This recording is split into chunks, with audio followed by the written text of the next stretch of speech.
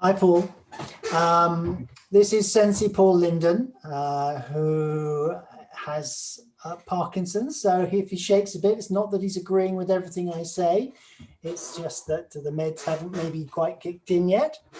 We did this interview with a crowd a few months back, and it was very successful, all for the fact that it didn't record. So I thought it was important to go back to Paul and do this again on a one-to-one basis. So that's our scenario.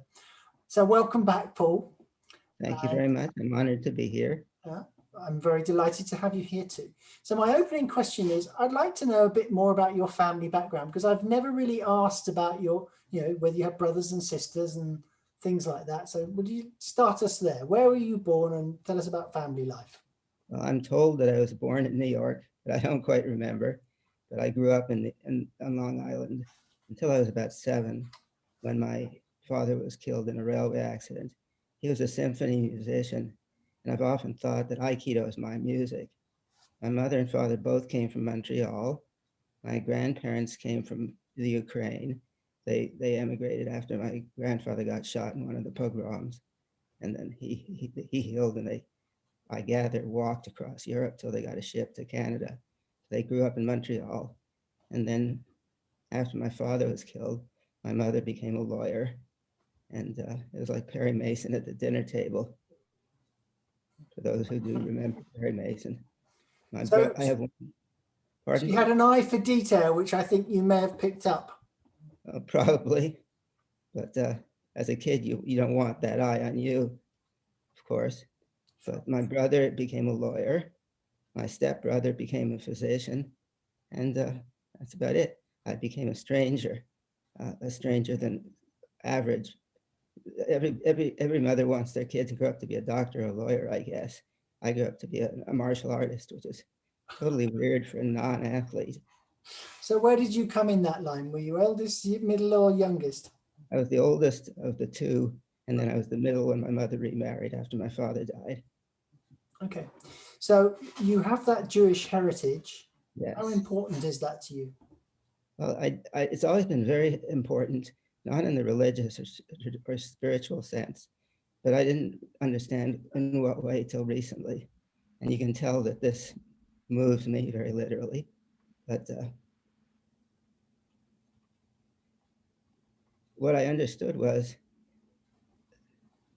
when the Israelites were kicked out of Israel, they couldn't take the temple with them. And the Torah, the scrolls, became a portable temple. So a lot of Jewish learning was studying words and looking into beyond the words into something deeper. And I think a lot of Jewish learning still maintains that perspective.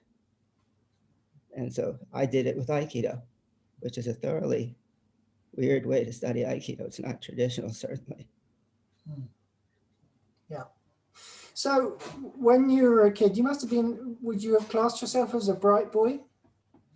Never thought about it. Okay, but you went on to university, so you can't have been, you can't have considered yourself lacking intelligence. No, I never considered myself. I never really considered myself. Okay. And what did you go to study at university?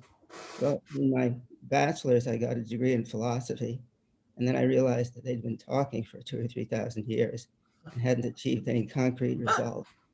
So I decided to switch to experimental psychology. Okay. And I wound up by accident starting Aikido at the University of California. And at one point I said to my advisor, look, I'm supposed to be a budding young scientist. Why don't I test some of this hogwash about ki extension, life force? That harks back to the old days of animal magnetism in psychology, and he didn't like the idea at all. But I discovered something by accident. I figured out how to train rats by holding my hands and flowing ki. And that I showed this to my advisor. All the control animals would just wander around them and around randomly. And the animals that I'd been meditating on would sit between my hands for 3 to 5 minutes without moving. He said, why are they doing that? I don't know. But all I could say was they were doing it. But he didn't like that. So He said, either get back to doing real science or something. I said, I'll drop out and study Aikido. So I did.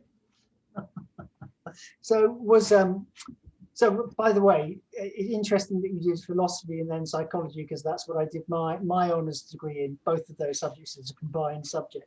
No wonder. So there you go.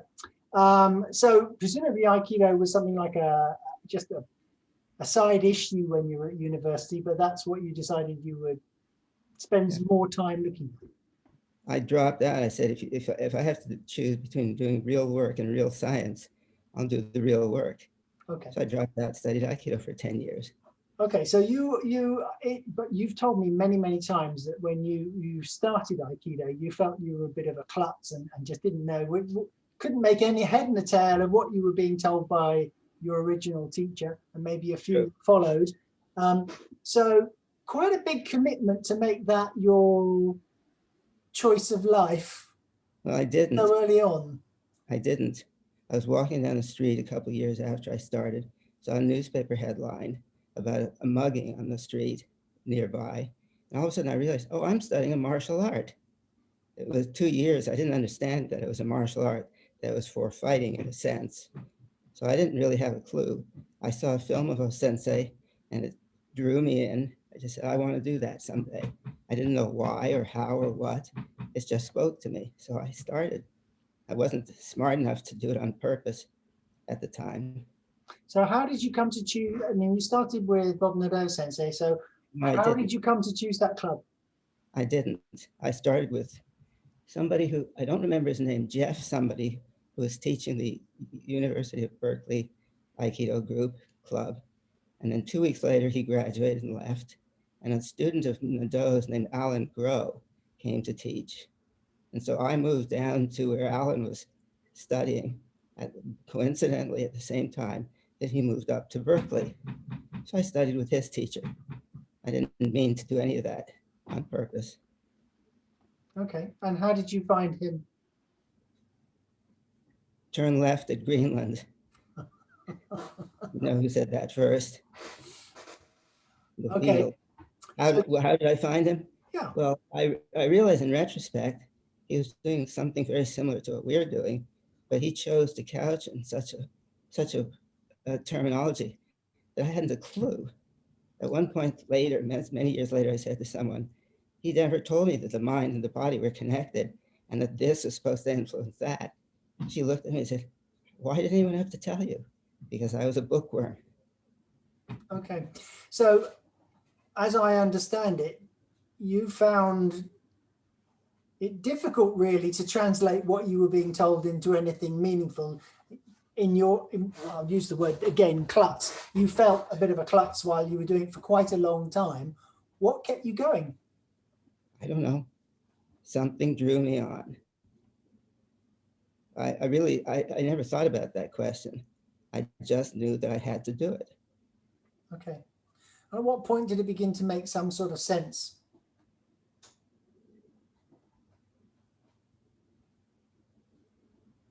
Okay. When I was 2 or 3 years into it, I guess, I remember saying to my partner, I know I'm supposed to go with you, but they never told me what to go with. So I said, well, all I can think of is to go with your movement. So I spent a good deal of time trying to have no effect on the attacker. What does that mean? Why? I was trying to move so precisely with the attacker that he couldn't feel me and I had no effect on him. And then at one point I realized I was supposed to have an effect. So I started using that same awareness to do that. At some point, when I was a brown belt, I guess EQ, I started teaching in a recreation center. I noticed one day that when I grabbed somebody, they looked at the grab and they lost balance in that direction. I said, don't tip your head. It's like a basketball full of oatmeal. It's got heavy stuff in it. It draws you off balance. So they didn't tip their head. They still lost balance. I said, oh, they're looking down. I said, don't look down. So they looked out and they still lost balance. I thought, what else is there? All of a sudden I realized they were thinking down. So that was my Rosetta Stone. At that point, I spent hours walking back and forth, thinking in this direction, thinking in that direction, and scoping out what it did on my body. And that was the translation for me. It began to make sense at that point. Okay, so what was it that suddenly made you focus so much on the body? So I learned it as a mind-body art. It was always a 50-50 thing for me. For you, you translate everything through body. When did that start to happen, and why?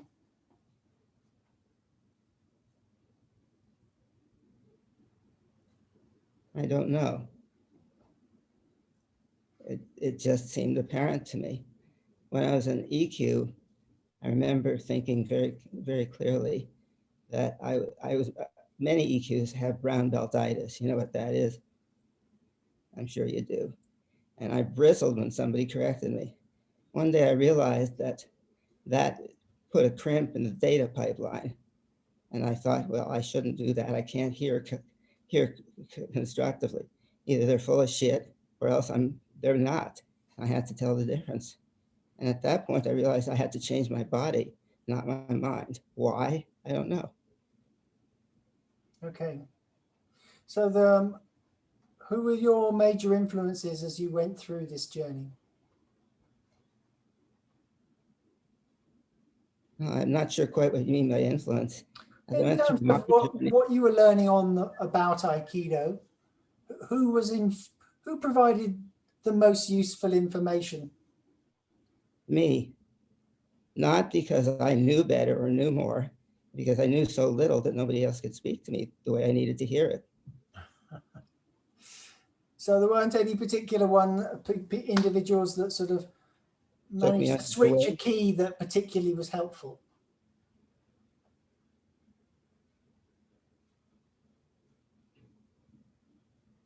No, I don't think so. Obviously, I got a lot from Bob Nadeau. I got a lot from Bill Witt.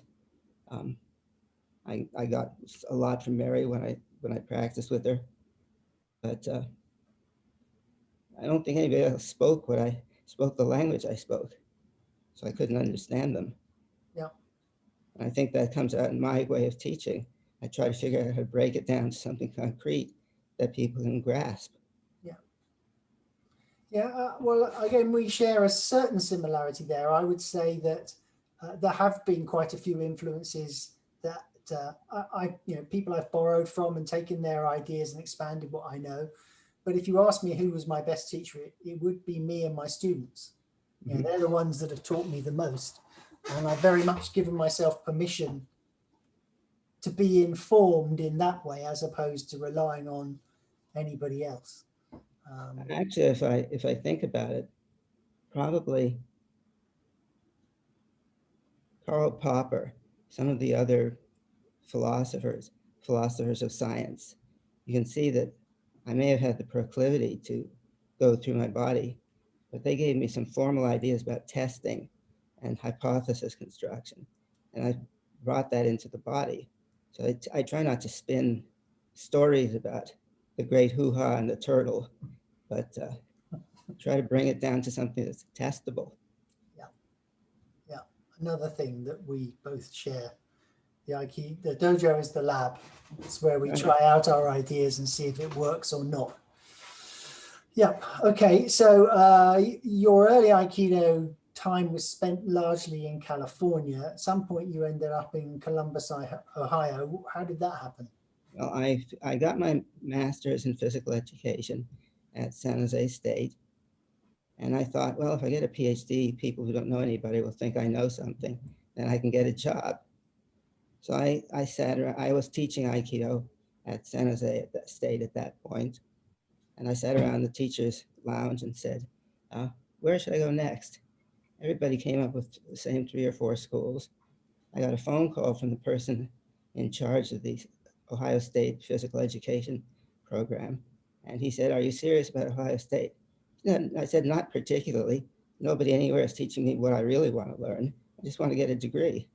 He said, if you'll come here and teach what you're doing, then I'll give you a TA-ship and support you for a few years. So I did, and I stayed here. Okay, so was your professional, at what point did your professional life stop at the university and you start to work just solely on your own? Well, that happened when I got my PhD. I discovered nobody cared about what I call educating the physical. They were interested in phys ed. Right. Sports and recreation are good, but they're not what I consider educating the body. And so I figured I'd have to find some other way. I was addicted to Aikido, so I started a dojo. Okay. So the dojo became your source of income? Pretty much, yes. Okay. So at what point did you find that what you were learning on the mat, you could branch out into therapy, Well, not therapy, education. education? But I don't know, right away, when I was a brown belt teaching in the recreation department, the last class of every 8-week session was show and tell. What have you used this for? Trimming bushes. I keep my feet on the ground instead of leaning, etc., etc. So I don't know why, but right away I thought, I have to use this for something. When my first article was an article about organic gardening and how you chop from center. Okay. So when did people start coming to you and saying this terrible thing has happened to me, or whatever the issue was, and realize that you could help? A year ago, in a way. In the last year, I feel that everything I've done has come into focus. But it started when I was in my PhD program. Somebody would show up and say, you taught this exercise to my friend in class. Could you show it to me for playing the violin or whatever? And I gradually realized it was the same, except for where it was different, and where it was different was just the same. Right. So did that create a new source of income for you? Which works more for you? Both. Without the body education, I would not have been able to support the dojo and myself. Without the Aikido, I wouldn't have been able to have an office to do body education. Okay. I'm interested right now to notice that as I think back over the whole rest of my life, having been 75 just recently and Parkinson's advancing, it is very moving to me, very literally. I have learned to do that, but I don't have the bandwidth to do it yet while I'm talking. Another 20 years, I won't shake it all, I'm quite sure. You never know. You never know. So you've really been a bit of you've marched to your own drum for quite a long time and not really cared a hoot whether academia listens to you or whether the Aikido world listens to you. Has that been difficult? No, yes, both. I have cared, but I had no choice except to march to my own drummer. I didn't even know it was my own drummer for a long time. I think what I've done is just recreate in a different way some things that are part of, Tohei Sensei seems to have done much the same in some way. I'm sure I haven't discovered anything absolutely new. I think I found new ways to communicate it, certainly to me. And Yeah. in the last year, 2, 3 years, people are now starting to understand what I'm doing and request it in conferences, done a number of presentations. And I'm starting to have people who I finally found ways to teach it much more clearly and much more rapidly, both in Aikido and in whatever else the stuff I do is. Yeah. Okay. So how was it that you came to join Aiki Extensions, and how important a part did that play in, just your life and development, really? Let's see. I knew Don Levine created Aiki Extensions. I don't remember. I don't remember a lot at this point, but I remember we had already known each other and practiced with each other. And when there was a German industrial psychologist, Peter Shetkin, who came to the first Aiki Extension group, which was a piggyback on a peacemaking conference. And I did a presentation. He liked what I did, invited me to Augsburg near Munich to teach a seminar. But without Aiki Extensions, I wouldn't have had any home whatever or any contacts. So it's been very crucial. And now at this point, most of the people I work with, like you, Mark Walsh, many of the people I know, are directly through the context from Aikido extensions. Yeah. Don created something very brilliant. I hope he knew how brilliant it was. Well, same for me, really. You know, I guess I felt like a bit of an island before I joined Aiki Extension, and from there, just a flood of contacts arose, and it's been rippling out ever since. Yes. So it's been incredibly important for me as well. And, a lot of adventures along the way. How are you? We're doing a Well, recording you? Okay, he's part of history now. This is my good lady wife, those who come to watch this in the future. Sorry about that. Thank you. Hi. Yeah, I think in some way he knew the COVID was coming 20 years ago and provided this platform, the technology and the contacts. So when it got here, we'd be forced to make contacts internationally in a very different way. I don't know that he really knew he knew it, but something to it, I guess. well, I suspect he would never have envisioned the directions it's gone off in. I don't know. So Mark doing all his embodiment work and pulling off that international conference, and you know what actually has happened within Aiki Extensions, including what's gone on in the last year regarding COVID. You couldn't predict those things, but actually I think a lot of positive stuff has come out even in the last year. So let's talk about that. How have you found the last year? Has it been a challenge? Not really. Luckily, I have enough savings that I can keep eating, and I have my house. It's been a challenge in one sense. I don't get exposed to the virus ever. I sit in my house. I haven't touched another human in so long. I forget what they feel like. Right. It's And is that a problem? Yes, of course. It's nicer to be with people than to be without. But if you're with too many people right now, you all die. Sure. So has what you've learned through Aikido been a great tool to help you get through? Yes, absolutely. It's about, well, the same. It's the same thing. Yeah. I believe the essay of mine that you published in your book, your first book, I think it was titled The Ultimate Uke, Parkinson's. And it's the same thing. Instead of resisting it or hating it or feeling bad about it, the phrase I like that I came up with, you have to accept somewhat calmly the unacceptable. Yeah. And Aikido, I think, is really about that. I think in the end, the power that we develop in Aikido is first personal power. Then when you have enough personal power to stand strong and relaxed, then you're okay with being really weak and human. And we're all in the same boat together. Yep. Same gig, I guess, but as Descartes said, I sink, therefore I am. So we've worked together quite a lot in the last year in various online sessions. And I've heard you say on quite a few occasions, do you know, I've finally got to understand this thing that I've been thinking about forever. So actually, it seems to me to have been quite a fruitful period for you. Is that the case? Yes, it has.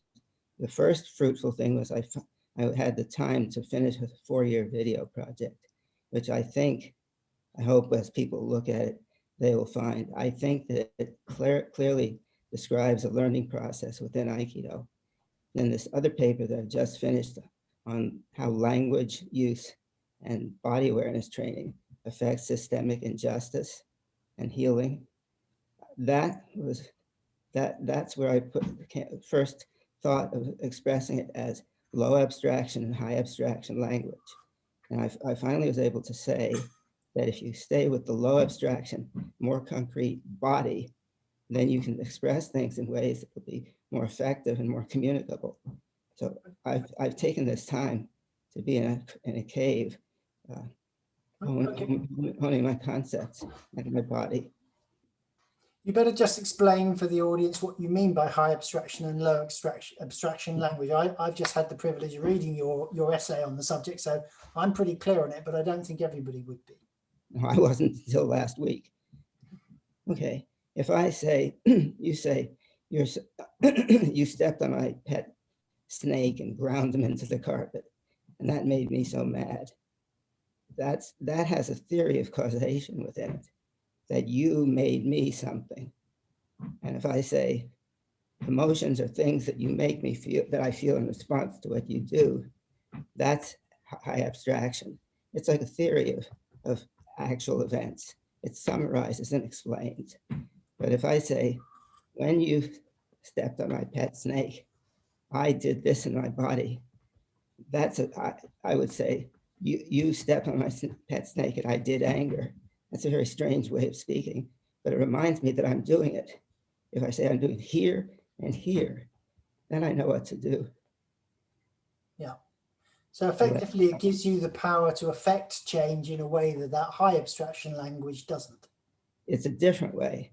The high abstraction language summarizes things. So you can say extend key to the end of the universe. If you can explain how to do that, that's a very broad statement that cuts across all kinds of stuff. This is more detailed, more precise, more cumbersome, but it's good to start learning. I'm not sure it's more cumbersome. I think it brings you back to home and says, okay, yes, that is what anger is. And actually I have the power to change the fact that my fists are clenched and my jaw is tight. I can unclench them and I can relax my tongue. It gives a means to affect change. Whereas if I just say, you're making me angry, it doesn't provide any solutions at all. I agree with you completely, but you cannot relax your fists. You open them. You can't stop doing anything. If it's a process, you have to substitute a different process. The problem is in English, and I think in many other languages, emotions are said to be nouns. Anger is a noun. Sadness is a noun. You can pick up something and drop it and let go. You release that. But that's a metaphor when you say you release an emotion. You don't. You substitute a different series of actions. So I think there's, again, you've got to be a nutty philosopher to worry about language this way. But I think it's very powerful if you start thinking in terms not stopping this, but starting that. The simple version is every war that's ever been has been stopped, but nobody's really worked on starting peace.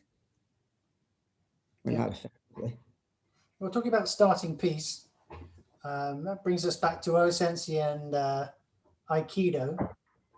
Why do you think Aikido is important, or don't you? I do, as a teaching vehicle. But if you look at not the sport karate, but the meditative karate, it's the same thing. I ran into a guy on YouTube videos. He's talking about the vertical line, spaciousness inside the body. He says, don't stiffen when you punch, just reach through, extend. He's doing exactly the same thing. I'm sure many people are in different ways in different languages.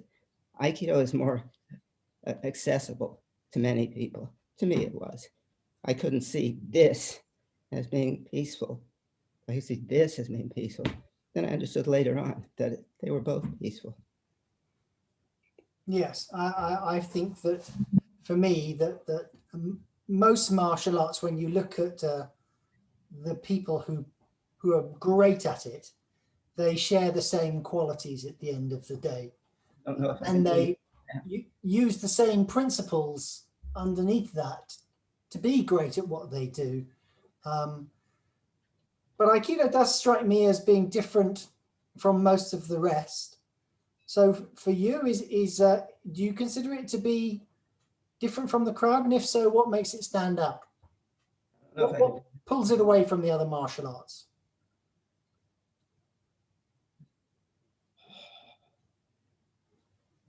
There we go. Is this an Aikido move? Potentially. Yeah. Parrying. This is a kokinage. So if I parry it and move it over here, it's a strike to the throat. If I do this, it's a strike to the throat, or the beginning of Iraminage.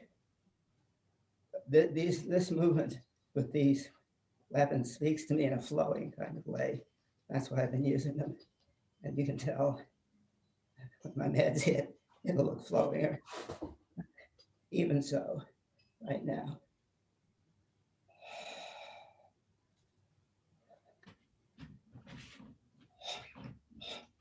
Take care not to prong the laptop. See what I mean?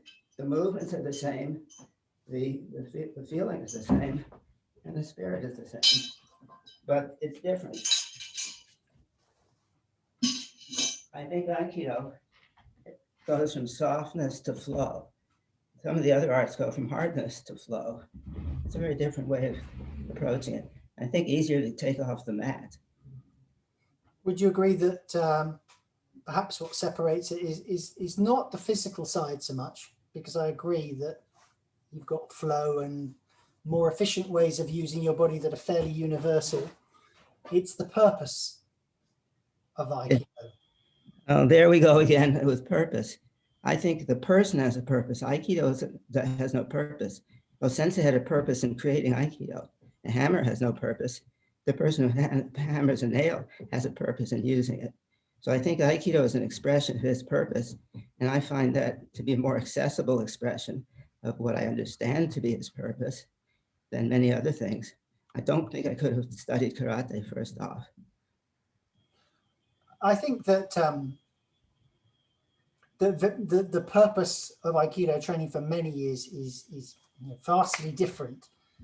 But I feel that Aikido is defined by Sensei's vision for it, and therefore his purpose and the definition of what Aikido is about are kind of inextricably linked for me. And I feel that if they're not following his purpose, then you're not truly practicing Aikido. Is that harsh? I don't know if it's harsh. What do you do in your throat when you say that? I feel perfectly comfortable with it. Okay, then it's not harsh. Feeling good. Okay, I would say that my purpose is what I could understand Aikido to be. And as I go farther, maybe my purpose is understanding, moving, I hope, a bit closer to his purpose. But I think just as a grammatical thing, an object can't have a purpose. It's a shorthand to say it has a purpose. What it really means is I have a purpose in using it. And so I'm a word pest, as you know, but I find it more comfortable to say, as much as I can understand about Sensei's purpose, that seems to be what I think I'm sort of trying to begin to start moving toward. Okay. I know what my purpose is. And I hope it will converge at some point. I think we're saying the same thing. I suspect we might be. But if we explore that a little bit further, if we look at, let's say, political parties or religions, Okay. Do they have a purpose? No, the people creating them and using them have a purpose. But the people who follow the purpose of the people who founded it, aren't they supposed to be looking for the same thing? Otherwise, they wouldn't support it. Not necessarily. You can take anything and twist it. White supremacists use the words of the scriptures to justify killing people. They believe they're interpreting it correctly. I'm not sure I care what their interpretation is. What are you doing in your body when you do that, when you say that, when you feel that? Does it strengthen or weaken you? Does it bond you or make you isolated? So whatever it may be, I think it's the result that you're after and what you get that is the interesting part. Yeah. Okay, but no, I can see where you're coming from. So how do we get this message out there? That we have to go right back to basics and talk about, well, what does it mean for you? And how are you able to operate when you think this, do this, etc.? Try something. I'm standing on one foot, which most Parkies cannot do after 18 years. If I say, I hate Parkinson's, see what that does to my balance? If I say, Parkinson's is my hobby, I learn a lot from it. It soothes me. So if you communicate to people that what they do changes them, what they say changes them, and do you like the changes or not, then you've got an entry. If you preach at them, they won't understand what you mean or care, I think. If they do care, that's dangerous. If all they have is words and leaders. As I've thought many times about one of our leaders, I won't name who, of course. He's no leader, he's just 500 milliliters. Of course. So if you had one message that you would like to get out there, What would it be? what would it be? Aikido is a brilliant place to start if you're motivated to spend the time it takes. And if you're not, do it more simply. Find my work or somebody else's work, your work, and do it more simply, but do it. The future of the world depends on it. Big message. And I think probably a good place to call it a day. So thank you so much, Paul. That's brilliant. Thank you. You'll allow me one last idea. I will. It came to me this week. Do you know what the Beatles' first song about a lizard was? Iguana, hold your hand. Yeah, I should have stopped the recording just before that, shouldn't I? That's what editing is for.